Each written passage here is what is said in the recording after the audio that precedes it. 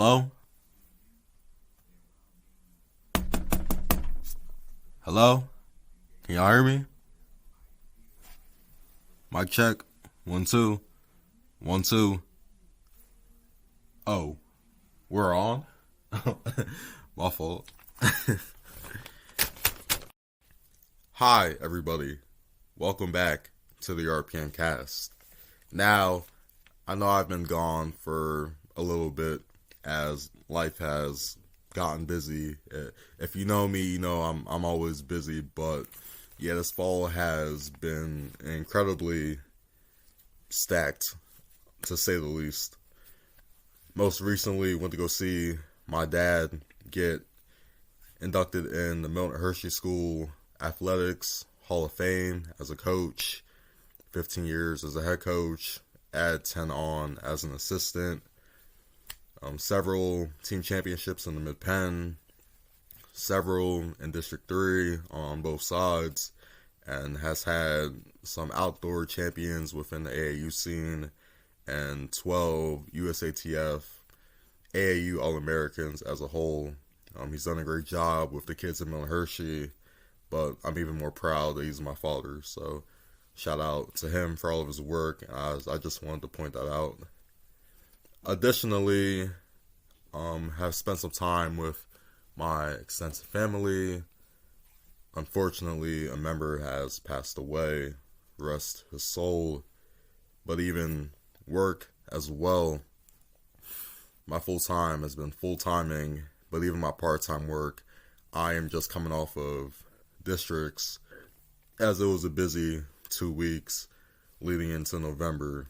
But getting back into the groove of things, I'm glad preseason is here for high school, and college basketball starts this week, as I now have more things to fall back on where I could just sit in my home, chillax, watch the great products. So I'm very excited to get more content rolling for y'all, as my podcast will start to pick up weekly. But nonetheless, let me update y'all on how life has been. Shooting straight into districts, I covered a lot of high school soccer, more predominantly girls soccer this year, but going to 4 different matches throughout districts, a Quad A contest between Southwestern from York Adams and Mechanicsburg from the Mid-Penn, Hamburg from Berks County versus Trinity in 2A, Cumberland Valley versus Northern in 4A, and then just last week was Trinity and Boiling Springs in 2A.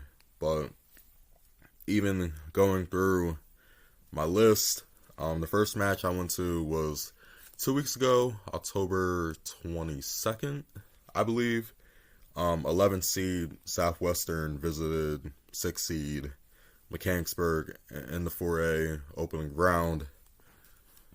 Southwestern came into the game pretty defeated against Central York, as they're coming off a county championship loss back in their territory. So they had a vengeance. They had something they felt they needed to prove, and Mech just got their butts handed to them. I mean, Southwestern won 2-1, getting goals from Carly Loy and Ava Wasowis.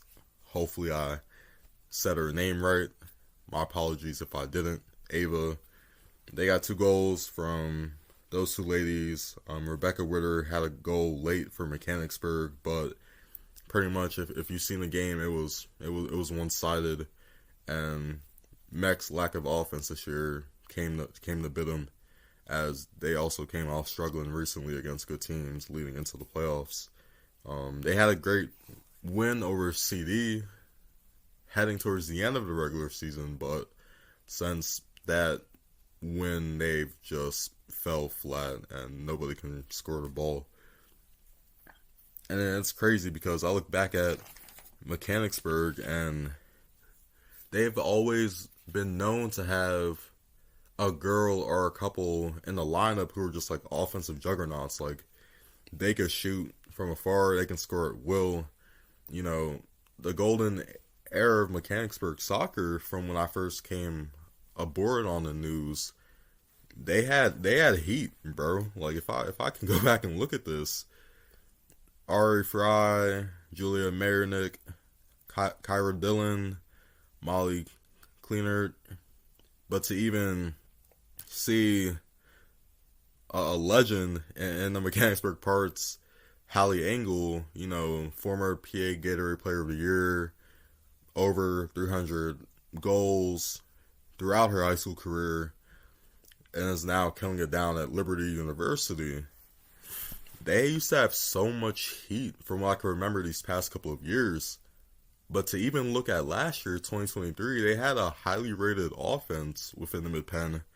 And you can even argue District 3 at that, looking back at it with Gabby Ekroff, who's now at UMass Lowell, Mia Laron, the younger sister of my one homie, former prospect, Priya Laron, Elena Williams, Alex Black, Chicago State commit 2025, to even having people like Lena Rudy try to find her way up front.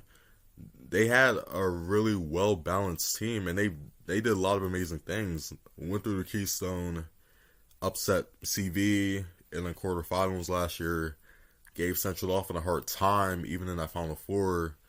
Mind you, Central Dauphin is a very highly rated team within the area year in and year out. They gave a lot of people problems, but this year it was like they just had no true identity opposed to the last few years. And I don't think it's come from switching from the Keystone to the Commonwealth Division, as they've been for the last 2 years, but this year they just were not as strong on the offensive side.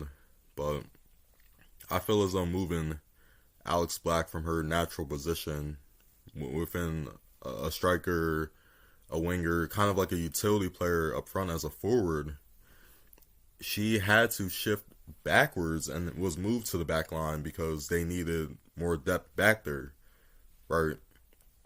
And it caused a lot of problems on offense where, yeah, they can beat most teams in the Commonwealth, but against other stronger teams, games are only won by like 1 or 2 goals. Or when they actually switched it up, moved Alex from the back line to her natural position and the coaches let them roam free a bit, let them figure it out on themselves, instead of having them trying to make them be perfect and to do things in a very tactical way, they were blowing people out.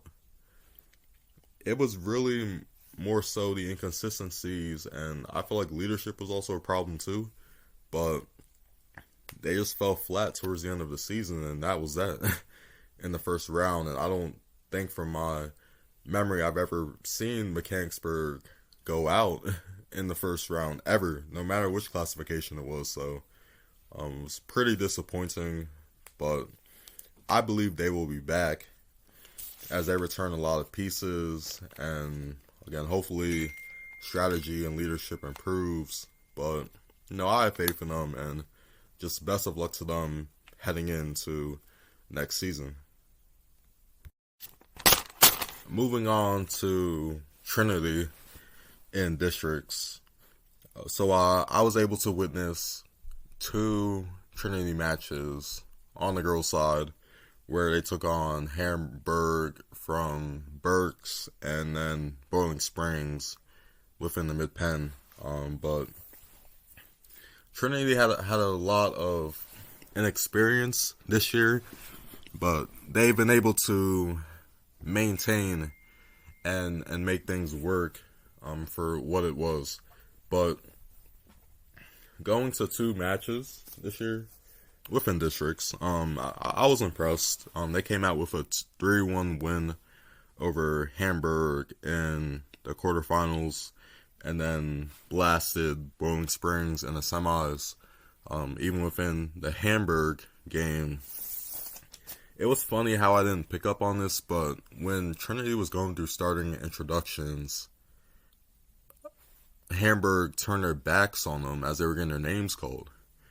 I wasn't made aware until Mia Scherer, a standout for Trinity, told me, and I was like, "Oh wow, like that's unsportsmanlike." way to represent yourselves, and yeah, it came back to bit them in the behind as 3 minutes into the match, Mia scored within 3 minutes, and then Olivia Noaker, a senior who's just getting back after battling injuries and took some time off of soccer, she hit a goal at the 34th minute. Their sideline erupted, but it was 2-0 heading into halftime, and then Hamburg came out, a freshman standout for their team. Jenna Piltz scored in the 43rd minute, and then Hamburg made it a game from there, a one-score game, but Trinity goalkeeper Ashley Berkheimer, first-year person, mainly a basketball player, one of our prospects, she held her weight in the goal and was able to play insanely well in the cover ground, which was definitely needed using, again, her length and awareness with what she does know about soccer. But it was pretty close throughout the second half. Hamburg had a lot of control within possession, but Avery Walker put the nail in the coffin at the 72nd minute in the final 10 to make it 3-1, and Trinity moved on from there.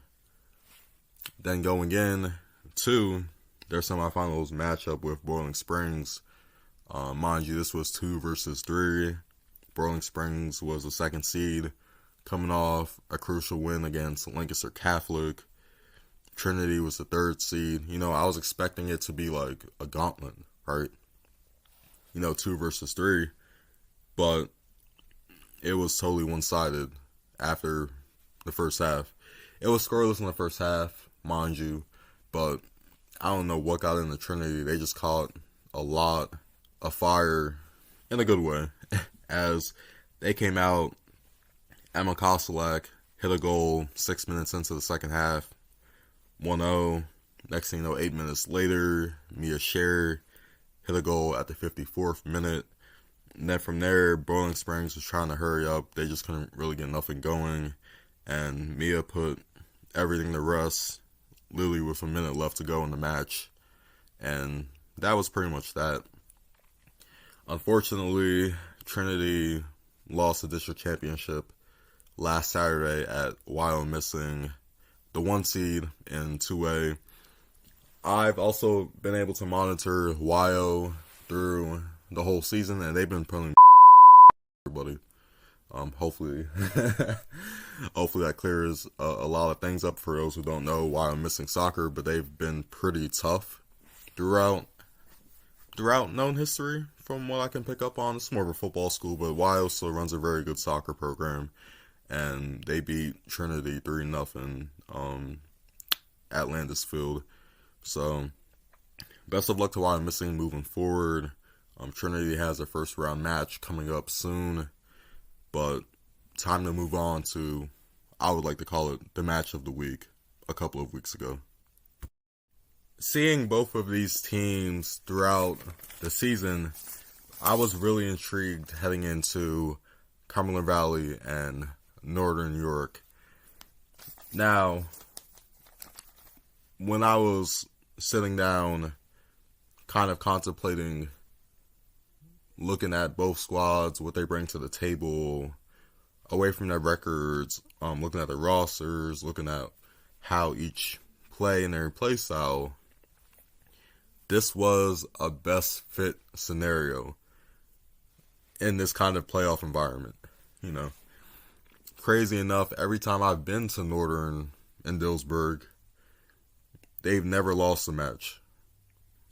I started watching them about 2 years ago, but they play insanely well at home and take advantage of everything that comes their way when it matters, back at the crib. Even heading into the game, Northern had an ecstatic first round win, and even CV won 1-0 as well, so this just made a lot of sense. CV had a solid enough back line. Northern had a lot of weapons on offense, but both of these teams matched up pretty well. So even throughout the game, they were swinging back and forth, but 2025 recruit Abby Freese got things going as she had a header into the goal around the 31st minute to put Northern up 1-0. But the Eagles did not go down as Alex Dryhope hit a goal at the 33rd minute to tie the game at 1-1. Now, the rest of the way, it was swinging back and forth. Both teams have solid offenses, can defend as well. It was going back and forth. But one play changed the entire game. Let's just say Taylor Townsend had ice in her veins. Allison Bechtel took the ball out from the corner. Northern won the corner. Taylor was sneaking in, was kind of unexpectedly near the left side of the goal. Allison found her real quick. Taylor just set herself up, hit a goal off Chelsea Coburn from CV, and it was over. At the 78th minute, Taylor hit the game winner to move Northern past CV 2-1 and into the semifinals. The crowd was electric. CV was in dismay, but I had a pretty good feeling, and knowing Northern they don't fold at the crib, they had all the momentum going their way. But it was a great game, nonetheless. But one of the things I do want to bring up is the impact of Sienna Mans. So Sienna is a 2025 recruit, defender in soccer, but as a point guard in basketball. She's been a 4-year varsity player for both programs, but the impact and leadership she has and does possess, I feel like it doesn't get talked about enough, right? One of my prospects, I've worked with her for years, Deja Hill, who was at CV at one point, put me on to her early enough, and then I brought Sienna in within her sophomore year, but she's done a whole lot for that school, and I'm glad it's starting to get a lot of recognition within last year and her junior seasons, but she really has kept CV afloat and competitive in times when they were crashing out, whether it's been soccer or a basketball program that has changed drastically. Sienna's leadership, even if it's by example, and as she has gotten older, it has grown to be a bit outspoken in a way, and really speaking up for herself, and again, advocating for herself and for teammates. I believe she has kept a lot of CB programs afloat, but she's a great kid, has a great character, very, very smart student, very competitive in the classroom, but even has a great foundation with family, as she has a lot of family support within dad, Senghor Mans. He works in the housing industry. He's growing. He's a rising name in Toledo, Ohio, and mom has always provided when it's needed as a supporter, and even just having two older sisters, I think it has definitely helped towards Sienna's development as the youngest child, as she's grown into an older soul from being around older people her whole life. So I feel that influences her being a leader, even if she may not realize that or not. But I was really pleased with Sienna throughout her high school career, and she's moving on to basketball now as she's getting ready to go back, and it's preseason. But I wish nothing but the best for Sienna, and hoping CV can keep their talent going and just continue to be solid. Really, that's all what it's about at the end of the day, is leaving an impact on the things that mean most and the people around you, as you never know what people are going through, let alone you never know who's watching. So moving on, I will be returning back to the high school basketball scene under Penn Live to cover some games, both boys and girls basketball. mostly 2-3 games a week, but trying to monitor that this year as I'm now in a full-time job and PL is my part-time. So again, we'll have to just check my schedule and see what's around, what's available. But additionally, looking at teams across the state, to even the prep schools, Westtown, girls basketball, Harvard commit, Olivia Jones, local, is still there. And even Vianna K. Watson, originally from Mechanicsburg, is still there as well. Long-time prospects in 2025. I'm just trying to be there with them for their senior year. So even moving on to the Phelps School, Justin Hauser, originally went to Cedar Cliff, now Penn State commit, is there for a senior year.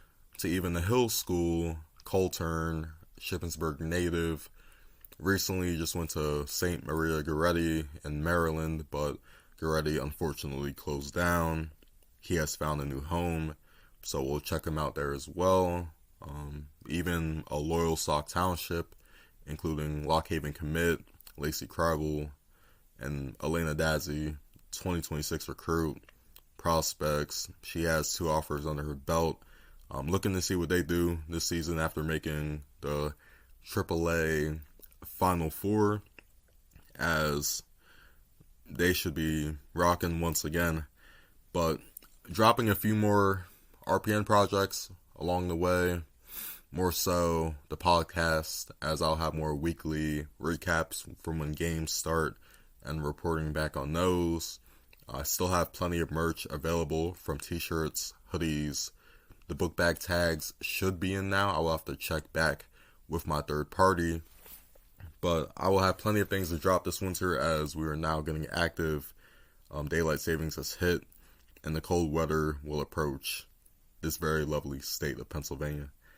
But thank you guys for your support. I appreciate the patience for all things RPN. You can follow on Instagram at MyRPNLife, Twitter /X at RaceJawn, Race JAWN, and across all my other RPN platforms, as I'm always dropping things surprisingly from here and there. You never know who can show up. You never know what I have under my sleeve. But I'm a little old school with the surprises, but very quality content, great reviews. Tap into the RPN. Nonetheless, glad to be back, and let's make this season great. So best of luck to everybody heading into the winter. Good luck to all the teams heading into the state part of their fall sports postseasons. But shout out to y'all for all the work that y'all do. So thank you.